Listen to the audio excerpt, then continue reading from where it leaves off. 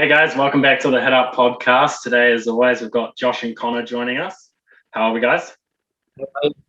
Good. Yeah, good. Yourself? Yeah, not bad, mate. It's been a pretty good week. And today we've got a pretty special guest on, ex-commentator Andy Raymond. How are you, mate? I'm good, fellas. How are we all going? Ready for a bit more finals footy? Yeah, absolutely, mate. Yeah, love it. Sweet. So what we like to do at the start of every episode is we like to do a set of 6. So I'll ask you 6 quick fire questions, and you answer with what comes off the top of your head, just so we can get to know you a bit better. Tell you what, dangerous place entering into my head, but I'll give it a go for you. All right. So we'll start it off. Who will be the premiers this year? Melbourne. Who is the best signing for a club next year? Nico Hines and Dale Finucane tie. Who is the NRL GOAT? Ooh, wow. At the moment, you got to say Tom Trbojevic, but it can change every week, can't it? Yeah. Absolutely. Do you reckon bring back the Biff or not? 100%. Yes. Greatest commentator of all time? Peter Sterling. Absolutely love his insight, the way he reads a game, and to listen to him and Andrew Johns and Brad Fittler when they're on and they're serious about their footy, they see stuff 3 or 4 plays or 3 or 4 minutes ahead of anyone else. And I still to this day sit there and marvel at what Sterlo produces. Great. And then last question we have is, fan of the 6 again rule or back to penalties? Fan of the 6 again rule. Less penalties, the better. So I'm a fan of it. I think they went too far with it, and the game ended up suffering as a result. And it looked more like Oztag or tag than tackle footy. And whilst they haven't said anything officially, I think the referees have been given a little bit of leeway just to slow it down a fraction and not be so pedantic in some of their decisions.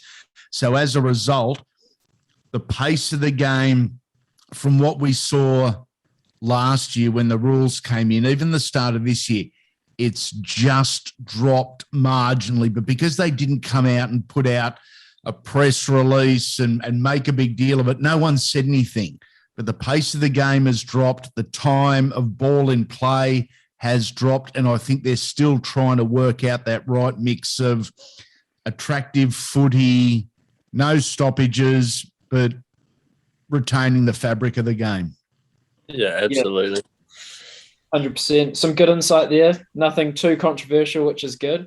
The next thing we do is we give the opportunity for a follower or a few followers to give a question they might have for our guests. So we actually have a second time follower question from a guy called Matty Q141 who actually did our last interview question. And he asked, if you could go back in time, which boxing event would you have liked to call and which game of footy would you have liked to call? I'll start with telling you the 2 that probably spring to mind that I have called, and that was Danny Green, Roy Jones Jr. at Homebush in Sydney. Danny Green stopped the legendary Roy Jones Jr. in 1 round, and I was calling that an amazing night and a piece of Aussie sporting history. But because us Aussies are so tragic about our sport, it's actually not just sporting history, it's Aussie history. And the footy game that springs to mind immediately that I call, I'm a Parramatta absolute tragic fan, and I got the opportunity to call week 1 of the semi-finals 2009, Parramatta versus St George Illawarra, and that was the year Jared Hayne was having that unbelievable run, and he scored one of the best tries you've ever seen. To be able to call that as a fan, really, really cool. But if I was to go back in history, the game I would call would be the 1986 grand final, Parramatta versus Canterbury 4-2 to the Eels, or State of Origin 291, the Mark Geyer Wally Lewis night. I would have had so much fun with that. In terms of boxing, if you took me back to the 1980s and any, Hagler versus Hearns, Roberto Duran, Sugar Ray Leonard, any of those guys when they fought each other in the middleweight division, I would have been in my element there. 100%. Yes. So you said something about 2009 Jared Hayne, right? I want to do a little thing. Start, bench, cut. 2000, and you can only start one, bench one, and cut one. Okay. 2009 Jared Hayne, 2012 Ben Barber, and 2014 Greg Inglis. Starting Hayne, benching Inglis, cutting Barber. Oh. Fair. And a lot of that's because I'm an Eels fan, so Jared was always going to get the nod. Thought so. And GI in 14 was exceptional. Imagine Greg Inglis now, the size of the human under these rules. He would be unstoppable. Definitely. Yeah. So going all the way back, Andy, we want to know, how did you get your start in commentary or broadcast journalism? And did you go to university? Was that part of it? Or how did you get your start? No, my dad was the head of sport and a 30-year motorsport commentator at Channel 7. And Channel 7 was only, this is in Sydney, Channel 7 was only 10 or 12 minutes up the road and from where we lived. And for most weekends, as I was a teenager, I'd play sport or race BMX. Then on the Sunday, I would go in and I was the coffee boy and the lunch boy and the printing boy and run these scripts to the studios. I just wanted, there was an attraction in the industry and I just wanted to be around it and I wanted to learn and learn by listening. If there's one thing I'm good at, I'm a listener, and I'm more than happy in a group, especially a group of older guys, to sit there and not say a word and listen to the stories and just absorb them for entertainment. But you can also learn stuff too. But even as a young fella, I was a listener, and I had some wonderful guys in and around the sports show that used to be on Channel 7 on a Sunday morning. It was followed by an hour rugby league show. And I listened, and I was the first one in of a morning. I was the last one there of an afternoon. I wanted to learn. I wanted to know more. And eventually, after leaving school, I got the start because Dad was the boss. Quite simply, I had done 4 or 5 years unofficial work experience every weekend. And basically for a year and a half, 2 years, I was a full-time work experience kid. I still got the coffees. I still got the lunches. I still went and, got the papers and the scripts from the printer when the other guys were busy or too lazy. There were some wonderful guys in that era at Channel 7 who may not go down as greats in commentary or reporting in Australian television, but in my eyes, they were greats because they could see something in me as an immature 18 or 19-year-old that they would help me and they would teach me, and they would pull me aside if I said or did the wrong thing. And it wasn't just learning about reporting or writing or presenting. They were life lessons. I remember walking into a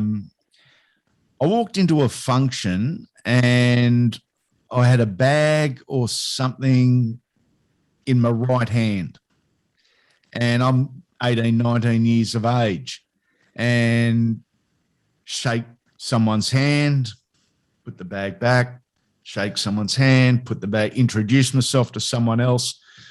And the bloke that I went there with, one of the journalists from Channel 7, said, mate, if you're ever in a formal situation where you're meeting people, your right hand's always free.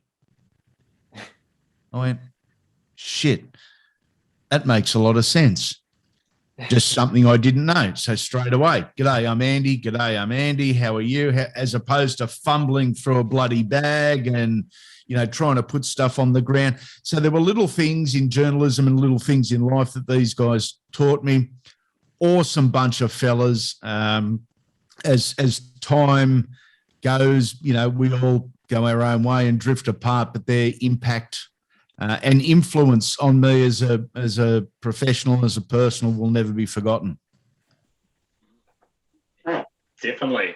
Yeah, so you mentioned that your father was a great commentator, and I heard that your uncle was a part of the commentating industry as well. Was the goal always to be in the journalism broadcasting industry, or did you have some sort of mind what you wanted to be when you were older?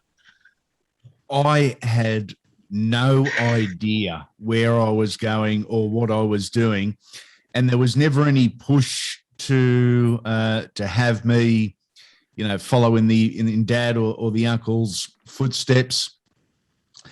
We used to race BMX, quite competitively too, and we did probably half a dozen trips to the United States in our teen years. So we'd race BMX Friday night, Saturday, then Saturday night, maybe sometimes on Sunday. And in between races, I would end up going and standing with Dad in the commentary box and watching him. And I guess there was a rub off at some stage. But the crazy thing is, at about 15 or 16, I was a boxing and a footy tragic. And if someone had have asked me, what do you want to do with your life, I would have said, I'd love to commentate boxing and footy. Now, 1986 is before any type of cable TV. So you had 4 stations. There was 2 games of rugby league a week. That's all. Wow. There was no boxing on free-to-air television. So what I actually wanted to do, there was no job. It was impossible. I don't know where that would have come from, but all these years later, I've lived out the dream, and I'm extremely proud of what my dad and uncle have been able to achieve and did achieve. Both have received Order of Australia medals for their services, and they've done it with their head held high and a level of honesty and integrity. And I'm really proud of that. And I'm certainly not going to reach those levels, but it's not a contest, and it's wonderful to have it in the family. Definitely. Yeah, absolutely. That's sick. So keeping it on commentary, did you have any preparations that you had to do before commentating? And then also a follow-up question on that. Did you have any superstitions? Did you eat something in particular before calling, or did you eat something during calling? Or that's a good one, actually. I am extremely thorough in almost to the point of OCD when I'm commentating a footy game or sideline or the boxing or hosting a function. Now, 2 things. My job, as I saw it, when I was invited into your lounge rooms, whether it was the footy or the boxing, my job as I saw it was to entertain you somehow and to take you away from the realities of life and just let you sit there for 2 hours and relax and enjoy. Not all of us have a great day every day. There's issues with the missus. There's issues with the neighbours, with finances, with work. And there are a lot of people that get home on a Friday arvo with the shits with the world, and they just want to watch the footy and turn off. And my goal was to try and help you turn off and relax and enjoy a stat, enjoy a story, enjoy a bad joke, whatever it may be, just something that would take you away from the reality. When I turn up to the boxing and the footy, and even to this day, I'm working this weekend I will do that much preparation and that many notes. So in myself, I know that I can answer any question. I can comment on any topic with knowledge and facts to the point where I want to make myself the person with the most knowledge at the ground. I want to be the bloke at the ground that can't be stumped for a question, a backstory, a statistic, an opinion. I do a whole range of notes. I'm very particular in how I do them, not so particular in how they're used, but majority of the work that I do is sitting here in my studio / spare room, doing notes in the lead up to a game or a fight night. Yeah. So, sorry, what was like? Obviously, everyone talks about game day being the best part of the job for. Hey, Josh, I like you more because of the hat. Oh yeah. I'm a bit disappointed in Connor and Liam, by the way. Yeah, they haven't got it. I couldn't find my hat, mate. I'm sorry. Yeah. Sorry. No, I had to wear it. What was your favorite part of like game day? Was it like touring the players, or what was your favorite part of game day? For so long, I was, for the entirety of Monday Night Football, I was there for the first one, did every one of them up until the last one. And there was something different about Monday Night Football as a professional. We were given a little more scope to be ourselves, to use the time better, and to give the viewer something different. It was the same crew. It was a producer by the name of Ernie Barbieri. It was Warren Smith, Greg Alexander, Laurie Daly initially, and myself. We were the Monday night team, and we travelled together for best part of 12 years, 13 years, whatever it was. I loved the Monday night footy, and I would do at the top of the show on the preview for Monday night footy, I would do the teams, because I'm still surprised that both Fox and Nine and even the radio stations, the teams are announced an hour before the game. That's the biggest news of the day. I believe that is the biggest news of the day, whether there is no changes or 50 changes. And because it's the biggest news of the day, that should be brought to you as soon as possible. And we would, Monday night would start at 6 o'clock, kickoff was 7. So literally at 6 o'clock, Fox would run the opener. The host would say, hello, welcome. We're at, Suncorp Stadium for the Broncos and the Cowboys. Let's go down to Andy. Here are the teams. And they gave me such a level of flexibility and trust to do what I wanted that I was never questioned about, you should be standing there, or you shouldn't be walking and talking, or you shouldn't have included the crowd. And there were times where I was walking out of a dunny for a giggle, or lining up for a hamburger. But there were times where I was in the middle of a side warming up. And because I had a great relationship with the players, they knew it was live. They knew what was happening.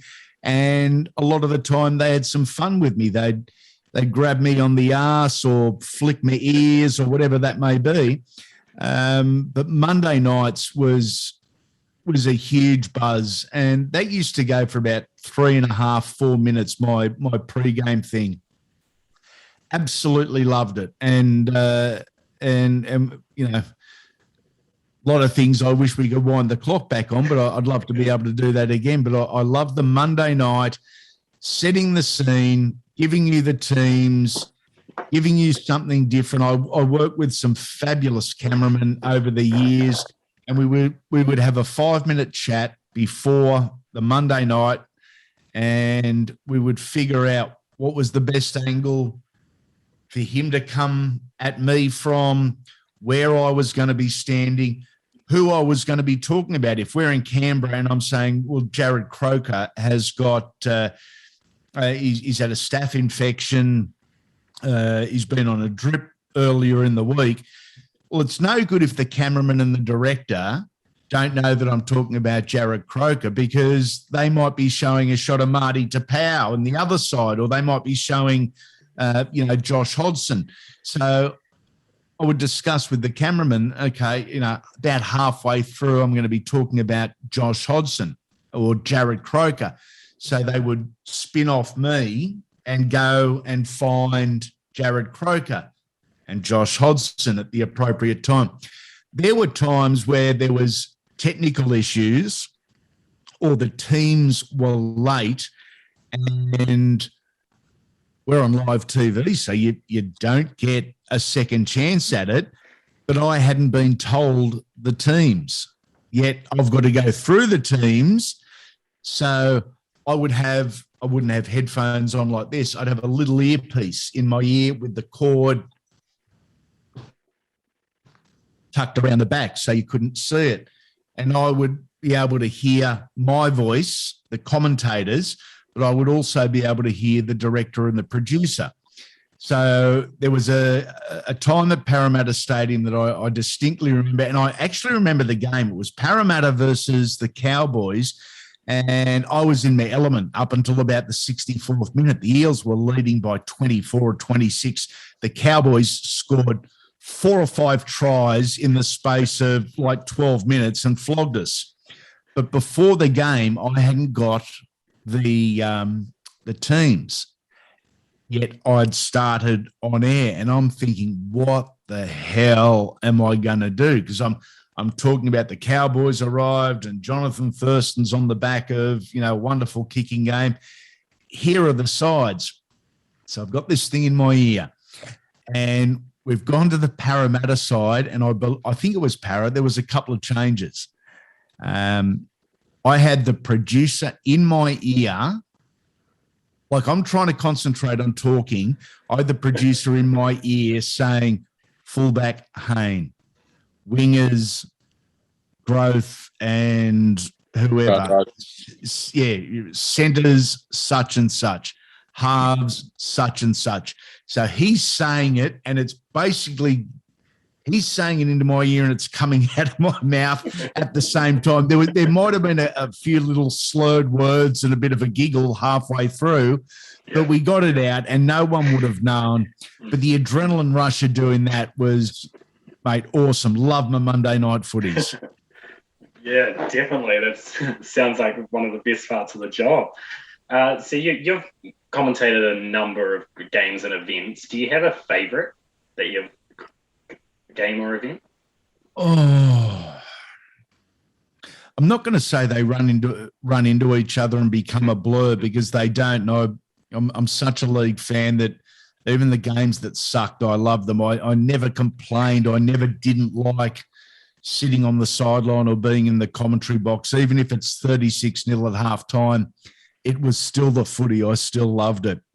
There was a couple of games, I don't know the year. I should know the year. On a Monday night, and it was Souths and the Roosters, the Rabbits-Roosters rivalry. And in each game, one of the teams scored like 12 or 14 points in the last 6 minutes and scored on the buzzer to win the game. And they reversed it then later in the season. Those 2 games, absolutely phenomenal. I was on the sideline, and you're witnessing a footy miracle. So they're 2 that stand out. The first game at Bankwest Stadium, I thoroughly loved. I don't recall going to Cumberland Oval, and I don't think I did, but I was there at the opening of Parramatta Stadium in 1986, and then to go and work there in the opening of Bankwest Stadium on the same patch of dirt was very cool. And I actually took my folks down to Parramatta Stadium as guests of the Eels, or to Bankwest Stadium for the first game of of Bankwest Stadium. I took mum and dad down, and as it so happened, their corporate tickets were in the area where the players walk up from a dressing room and then out onto the field, and that's where I did my pre-game thing. And it wasn't such a big deal for Dad to see his son live and doing his job, but for Mum, who she would have been 75, 76 years of age, for her to see the smile on her face and to see how proud she was of her little baby boy doing his thing, that was really cool. So for a very different reason to what you'd expect, that game or that night stands out. Yeah, so you were talking about those Rabbits and Roosters games. Were those the ones in 2012 where Reynolds got the game winner and then Minicello? Yeah, is it 2012? Yeah. Is it? See, I thought it was earlier than that. You can take me now. I have seen it all. Yeah, was it with his line? Take me now. I've seen it all. Iconic. Yeah, it was. I mean, what an amazing 160 minutes of footy they were. I've never had the chance, unfortunately, to work on State of Origin, and there's been some phenomenal, Origin games. You look at the Brisbane North Queensland rivalry over the last couple of years. I've worked on a few of them, those 1-point games where it became ridiculous. You'd almost bet, at the TAB that it was going to be a 1-point game, which is crazy, but that's what they were doing. Been some awesome games. Yeah, absolutely. Do you have any tips for anyone that's looking to get into journalism, specifically NRL? Patience, there's one. Open your ears, and I spoke about that earlier, and that comes really naturally for me as a listener. Being able to absorb information, and I don't think it happens all that much in 2021 in a lot of industries. I think a lot of the older guys, shut up shop, and they don't want to help the young guys because they're holding on to their spot, which has never been me. I'm love sharing my experiences and love helping out whoever shows a willingness and a keenness and a passion. But it's a select field, isn't it? It's a select industry. Only so many get to do it, but listen, learn, show patience, keep working at it, keep honing your craft, and keep knocking on doors. Sweet. So obviously you were let go by Fox Sport last year after 23 years of service due to COVID. Would you consider joining back if an opportunity presented itself, or is that ship sailed now? No, I'm not a spiteful or a nasty person. I'm a realist. I was pissed off the way it happened, but hold no grudges against the company or against any individuals. If the phone was to ring, even if it was a personal or a professional phone call from any of those guys that I work with, I'd happily take it and chat with them. Disappointed, 100%, but hold no grudges. So you never say never. Yeah, no, definitely. It's a tough way to leave a job, especially a lot of people around the world must have lost their job that way. But yeah, so obviously you were one of the great commentators, and there are many great commentators out there. Are there any unique qualities the great commentators have? Timing, I think, is the greatest quality, and the example I often use with this, it's a boxing story. Now, because technology is so good in the modern era, and cameras and microphones can get into the smallest of places. When we've got the boxing, we've got 2 cameras up high looking down at the ring. One of them's wider, one of them's tighter. But then there's the cameras in each corner. Now, you got two blokes having a whack at each other, and they go over into the corner. The camera's that far away. The microphone is that far away. So you can see it, but you can also hear, the punches and the guts, and you can hear the wind, and you can hear the grunting and the wind come out of them if they get hit in the guts. Now, that's where I used to go silent and still go silent when I'm calling the boxing, because I believe there is nothing I can say that is any better than you listening to these two blokes and their natural audio. It's a timing thing. And it's a personal preference thing. The other example I use, and unfortunately, this still happens to this day, and it drives me nuts. What about in a footy field where there's a push and a shove, or there's a high tackle, or whatever it is, and the referee calls out David Clemmer and calls out the captain, and he's about to read him the riot act, and he might sin bin him, he might send him off, or it might just be on report and a warning, whatever it is. He calls him out. That is a commentary cue to shut the hell up. Let's listen to what's being said between the ref and the captain and the player. There are still commentators to this day on television that will say, David Clemmer's walking over to the referee. And he's been joined by the captain. I wonder what the referee's going to say. Look, he's given him 10 minutes in the sin bin. Well, if you had a shut up, I would have been able to hear it, you goose. Again, just personal preference, but in the timing, what would you rather hear? Would you rather hear the ref and his explanation and sending him to the sin bin, or would you rather hear a commentator who loves his own voice saying exactly what the ref is saying and doing? Television's the great medium. You can have an economy of words because you guys can see what's happening. So the commentator can improve and embellish and paint the picture verbally because you can see the picture. Would they ever tell commentators to say stuff over that just in case there's swearing from plays or anything? No, not in my time ever. And I've over the journey, I've heard, I think, every word used, and some of them have been put together in combinations that I didn't think was possible, and I didn't understand them. But the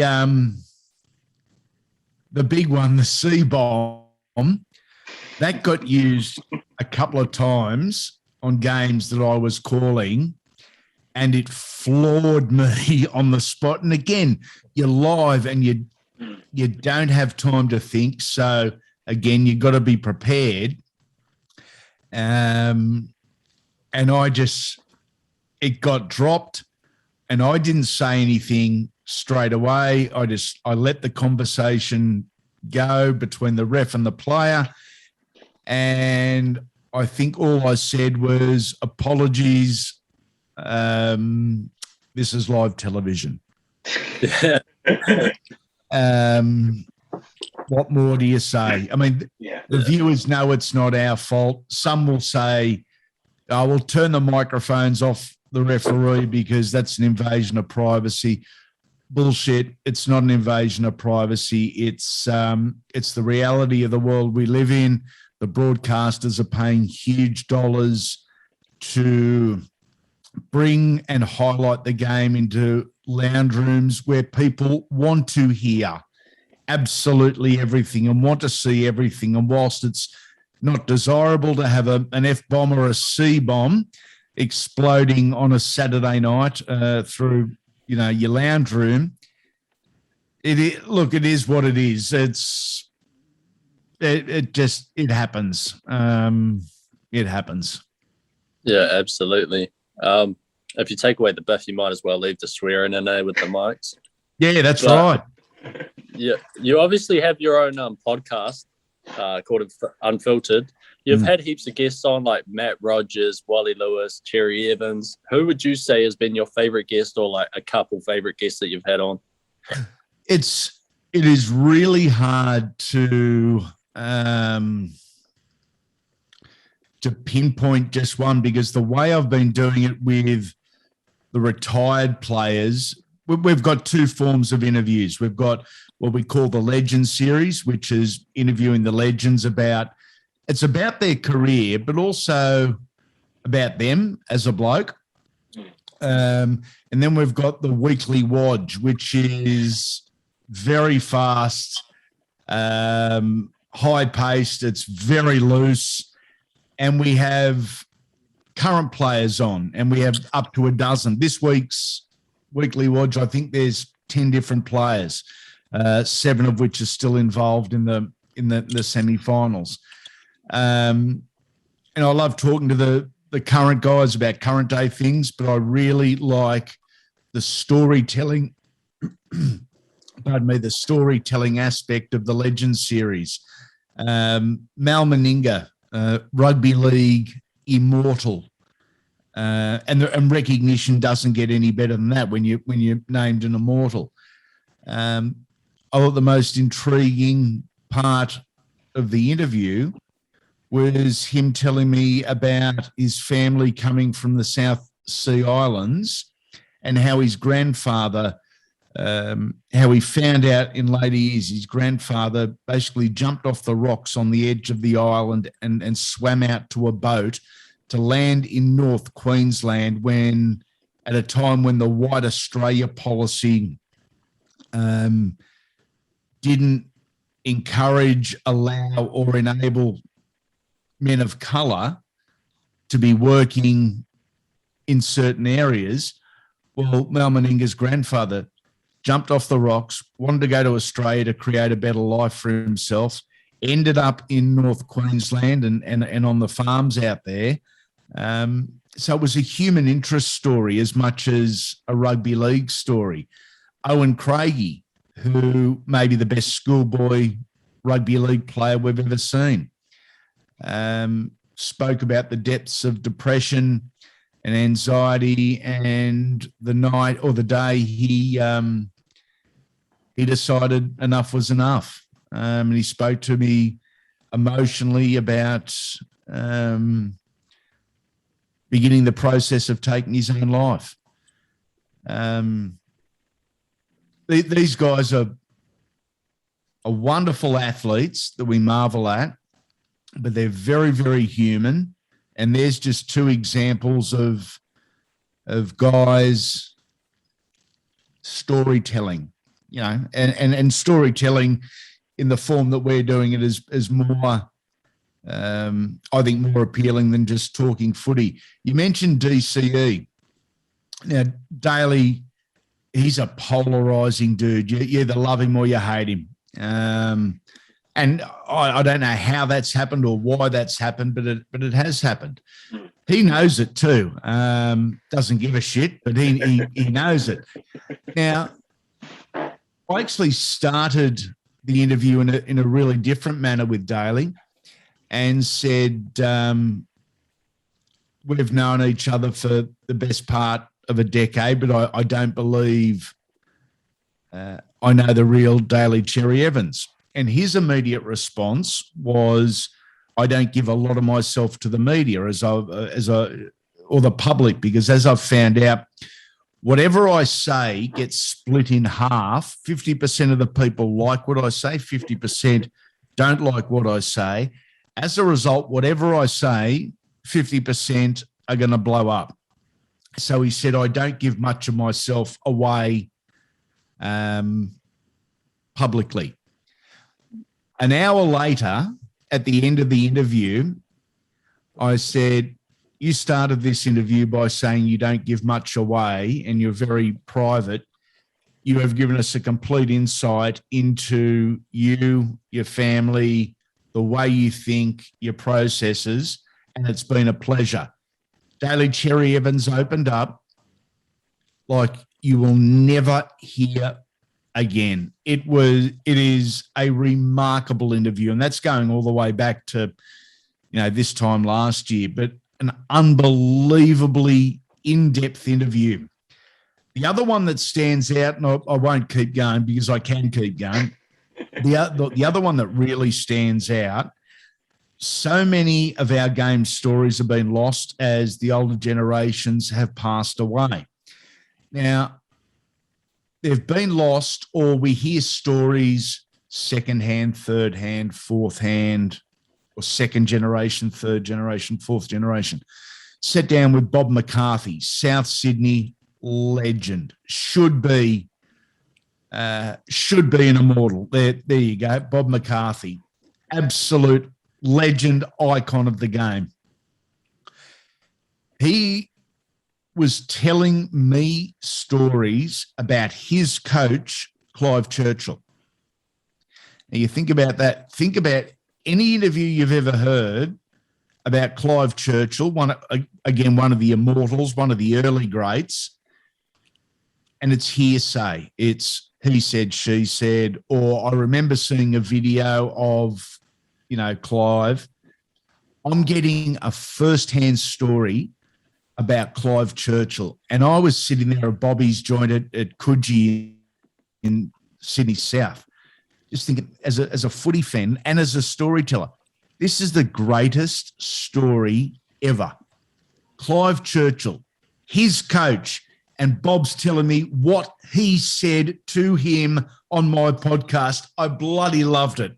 Cracking interview with Bobby. I could keep going, but I like all of them for very different reasons. There hasn't been one that I've been disappointed with. Yeah, so he talked about 50% loving and hating Daly Cherry Evans. Do you think the 50% that like him are Queensland, and then the 50% that hate him, he's just sunk their team with field goals? Yeah, there's every chance. Well, then there's the 50% of the 50% that are Manly fans. Yeah. True that. I don't know where it started, how he became the guy that it's cool to pick on. Before him, it was Braithen Astor, who, for whatever reason, just cop shit. To a smaller degree, the current day one is Nathan Cleary, because all he has to do is have a 6 out of 10 game and people are into him. They forget that he's just played a dozen 9 out of 10 games. The other one is Mitchell Pearce, who people have ridiculed because of his state of origin record. Fact is, Mitchell Pearce was the halfback behind a beaten forward pack in state of origin for 9 years. If anyone's going to put their hand up, it probably should be the middle of the field and the forwards. You're going to put Andrew Johns, Peter Sterling, Brett Kenny, Steve Mortimer, whoever you like in at halfback and 5/8 behind that forward pack, they would have got beaten. But Mitchell was there, so Mitchell cops the flack. And that's what's happened with Daly. He's the whipping boy. Yeah, so we were talking about like negative stuff with players there, but what would be, obviously you've watched a lot more rugby league than us, who would be your favourite player to watch? You calling me an old bastard? Experience. Joshy, come on, mate. Experienced, yeah. I love that. Experience, yeah. Sorry, Josh. Who'd be your favourite player to watch? Like, who was of all time? Actually, on the podcast, I can give away a little bit, but I can't give away too much because on the podcast over the off season, doing some different stuff and actually doing some non-NRL storytelling with some amazingly colourful guests. But there is still going to be a bucket load of NRL on the podcast. But I'm also going to do my dream team, and I'm going to break it down through the positions, backs, forwards. Guys, I grew up watching and supporting that Parramatta side of the early to mid 80s. The Peter Sterlings, the Brett Kennys, the Mick Cronins, the Eric Growths, Ray Price. I mean, just a phenomenal era. And standing across from them before all you guys were born was the Canterbury Bankstown side that they had termed the Dogs of War. It was led by Peter Kelly, by David Gillespie, Steve Folkes, Paul Langmack, Brian Batiste, Billy Johnson. The toughest group of men in rugby league ever. Just astonishing. If you were playing them on the weekend and you thought about the game too much and you thought about your opposition, they'd beaten you before the whistle had even blown.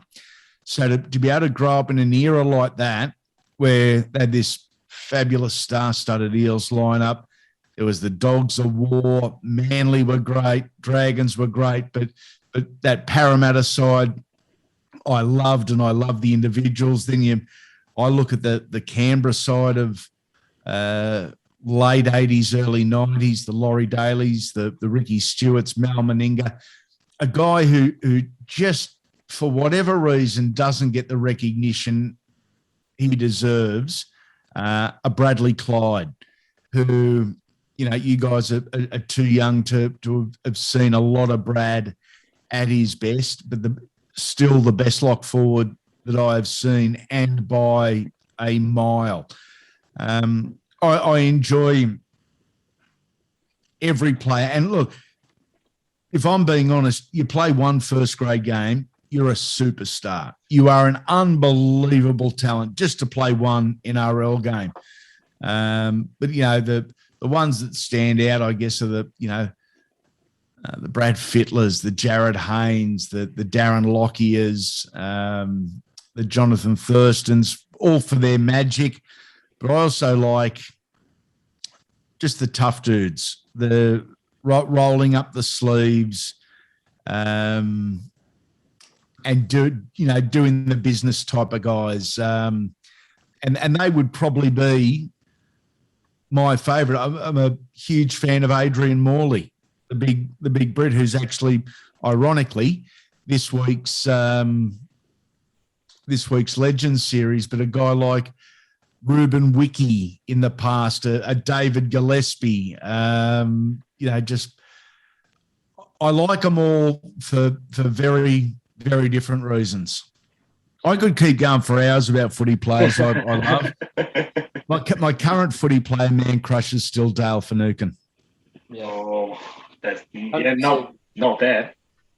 Yeah, so we've obviously talked. You've commentated boxing, NRL. If an opportunity came up in the American League or Super League, would you take it? Yeah, I would. The bride and I are here on the Sunshine Coast. The way the modern world works is I could effectively do the podcast from anywhere in the world. We're both travellers and love it. Absolutely love it. If an opportunity came up in the UK Super League or over in the US, absolutely I would jump at it with so much enthusiasm, as an experience as much as a job. Yeah, 100%. So obviously you're a big boxing fan. We've grown up in the era of the YouTube boxers and the old men fighting. What are your thoughts on the state of boxing at the moment? Terrible. Just terrible. Do you not think that the YouTube boxing is like bringing another eye to the sport? Like, obviously they're not like tuning in every week and stuff, but it's still bringing eyes to boxing and can get people into it, kind of thing. It may get people into it, but it also may drive some serious dollars away from it in terms of legitimate sponsors or advertisers. It may have a wonderful effect. And as you said, I'm more experienced. I'm an old fart. I like the days where they were evenly matched and they punched the shit out of each other to see who was the best. And the best then went on to fight the next best. Yeah. But they weren't money fights. They were fights to see who was the best 160 pounder in the world or the best 184 pounder in the world. They weren't fights because they were the best contract. The UFC, I think, it's made a mistake by absolutely flooding the market, and it's lost that special attraction that I think it was in the early days. But I think they've done it better in the fact that everyone's under contract, and they basically say, champion fights number 1, and 2 fights 3, and 4 fights 6, and as opposed to fighting whoever in the boxing ring, because financially it makes more sense. There was and this is going back a couple of years, more than a couple of years. This is going back a decade. And there was a weekend where there was a UFC heavyweight title fight and a world boxing title fight. And I can't recall the names. The UFC title fight was the champion versus the number 1 ranked contender. The next day was the boxing, the champion versus a guy independently ranked as 111 in the world. Wow. Now, that's like Melbourne playing Souths in the grand final, and then the next day, Melbourne backing up to play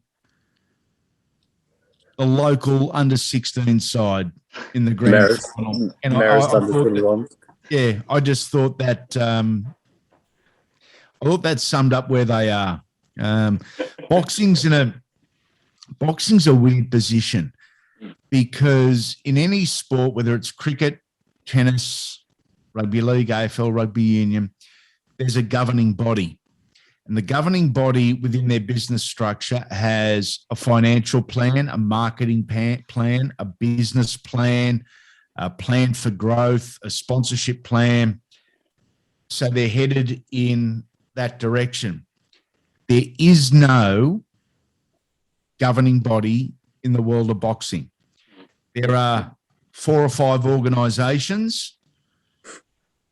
There is promoters that work under each of those organisations. Then there's independent trainers who train boxers. There is not one governing body that says this is the direction we are going in. Now, if you equate that to modern business, take sport away from it. If you equate that to modern day business in 2021 and say, how are we going to move forward and how are we going to get better if we don't have a financial plan, a business plan, a sponsorship plan, a marketing plan, a futures plan? I don't know where boxing's going, and it's frustrating because there is nothing like a night at the fights, and when the bell rings, it's fabulous. But in between bells, it leaves a lot to be desired, sadly. Yeah, definitely. Yeah, so we've heard you talk about boxing quite a bit. Are you into UFC at all? Like, do you watch UFC? Do you have a favourite fighter? Yeah, my favourite fighter is probably, again, showing that I'm an old bastard. I go back to the generation that laid the platform.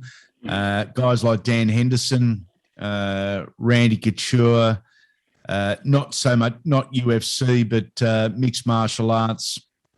Fedor Emelianenko, the Russian, we didn't see the best of him in the UFC. But some of those early fights, the story about season 1 of The Ultimate Fighter with Stephan Bonner and Forrest Griffin, and the story goes the fight went the full distance. But the ratings in America, UFC was a minority sport, but the ratings in America, this is on free-to-air for the first time. The ratings in America, the numbers, I think it was tripled every minute of the fight. So people are watching the fight at home for the first time, and then they're ringing their mates. Mate, turn it on channel such and such. This is wild. So for 25 minutes, every minute it tripled, and UFC exploded through the guys like, BJ Penn and the Diaz's. I see Big Nick Diaz is back. I'm a Chael Sonnen guy. Love him. Absolutely love Chael Sonnen. In fact, really early on, here's one you probably haven't noticed, really early on the podcast, interview one of my best mates who lives in the US and just happens to be the legend himself in terms of UFC refereeing, Big John McCarthy. We stay with them when we go to the States and catch up regularly socially. But John's on the podcast, cracking storyteller and very funny human being, and one of the toughest son of a bitches in the history of the world. But I go back to the Dan Hendersons and those guys when when I fell in love with it. But I love it, but I think they've saturated the market and there's probably a bit too much on. Yeah, definitely. It's been a really good insight, getting all these stories of all mental health and different perspectives on the game, and it's been a really lovely time. So that's all the time we have for today. Thank you so much, Andy, for joining us. It's been an absolute pleasure. We love talking to you, mate. Wish we could talk longer, but we might have to wrap it up. So thank you guys so much for listening. Make sure to check us out on Instagram, the Head Up Podcast, and we'll see you guys later. Cheers. See you, legends.